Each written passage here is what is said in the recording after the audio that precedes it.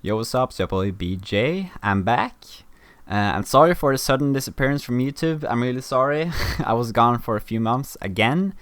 It's been really busy with school and stuff. But anyways, there's gonna be a lot more content coming out this summer, so I hope you guys are excited for that. This is gonna be a bit of a unusual video from my, usual videos. Because I'm actually working on a big Ratchet Clank video right now as a 5,000 subscriber special, where I will be reviewing and kind of analyzing a game that I really love. So I was really excited when this was announced or showcased yesterday. It wasn't actually that surprising that a new Ratchet Clank game was announced during this stream, when you think about the incredible success of the last PS4 entry. Kind of surprised that there wasn't any more Ratchet Clank games releasing to the PS4, but it seems that Insomniac is focusing more on releasing bigger games less rapidly, which is a direction that I'm really happy Insomniac is going for. So the trailer itself was actually shown pretty early in the showcase. It was like the third headrunner of the whole presentation they had. Now in the trailer you can see Ratchet and Clank traversing all these portals going to different dimensions, planets and stuff. And it was really cool to watch because there were a lot of callbacks to previous levels and, planets in the previous games. Such as Lumos from A Crack in Time, and also Sargasso, if I'm pronouncing that right, from Tools of Destruction. I'm hoping to God that these planets are re-explorable in full detail, because the graphics are amazing. Insomniac never disappoints when it comes to upping the graphics for every generation. It just looks amazing. That's all there is to it. I'm really hoping, which was a problem that I had with the previous game, was the fact that it was locked on 30 FPS with this motion blur to keep all the frames in sync. And I'm not that big of a fan of that. I think it's kind of nauseating and distracting when playing, especially when shooting and having a lot of things happening on the screen. So with the power and new technology they've put in the new PS5, I'm hoping they're gonna up the FPS and not just focus on the graphics, because there's this middle road where it has good FPS around 60, also have good graphics, and that everything that's happening on the screen is comprehensible. And when you're dealing with 50 enemies at the same time, it's really important that you know what's happening on the screen. And when there's all this blur, it's really hard for me personally to keep up. So I'm really hoping they don't do that. I mean, the stream itself was locked on 30 FPS, so this could all just be bullshit coming out of my mouth. But I'm just really hoping that it's not in 30 FPS like the previous game. I'm not really that much focused on FPS generally, but when it comes to games like Ratchet Clank, where there's a lot of action and shooting, I find it a lot better and more, comfortable just having 60 FPS shooting and stuff. That's just me. Speaking of personal opinions, I'm really happy that, at least what you can see in the trailer, that they're bringing back the pirates. I really hope there are some kind of part in the game where they're the antagonists, like Captain Schlag, or what's his name again? Rusty Pete. They're one of my favorite characters from the franchise.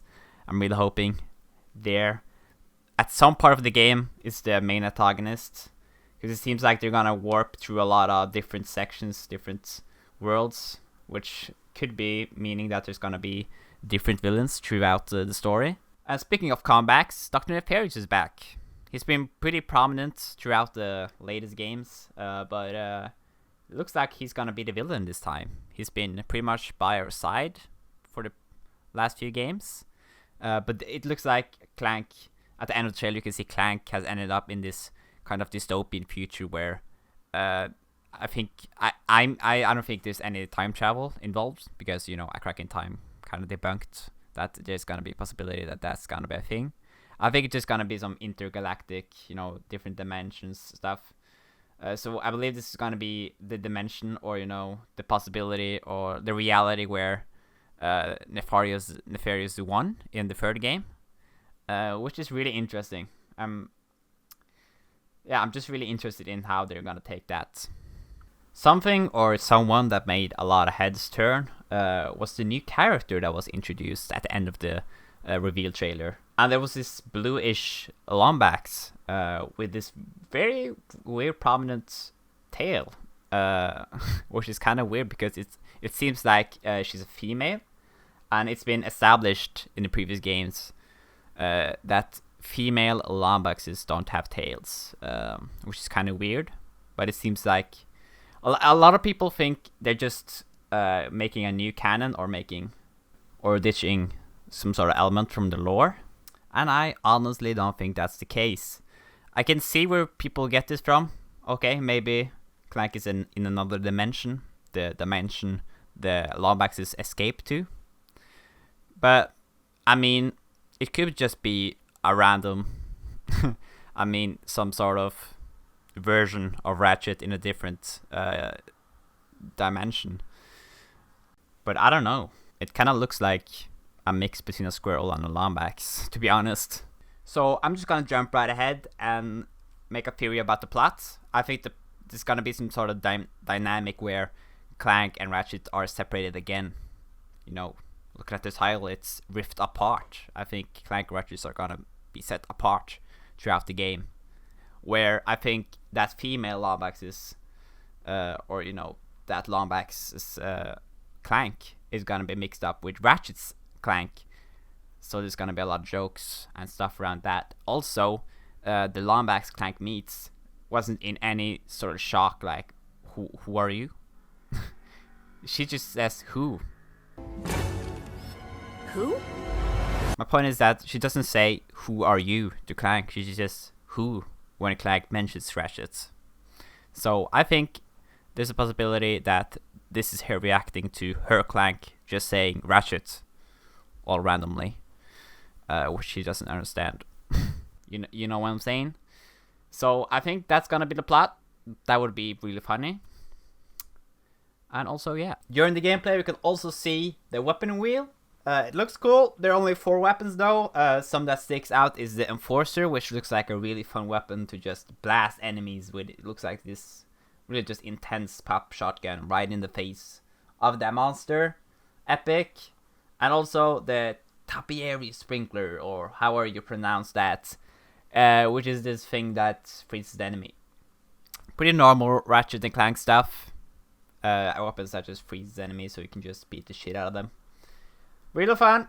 I really hope they come up with more creative weapons. It's also always fun to use those weapons. That's all I'm gonna say to that. And also, I forgot to mention, there's also these rifts that you can use that looks like some sort of traces from portals or something, or some time conundrums or whatever you call them. Just these rifts that you can slingshot with. Probably a pretty cool mechanic they're gonna play around with throughout the game. Excited for that. It's gonna be cool. Yeah, that's it. That's the video. I've talked for 8 minutes about a 4-minute clip. I think it's enough. I hope you guys are as excited as me. I'm really looking forward to experience this grand Ratchet & Clank game.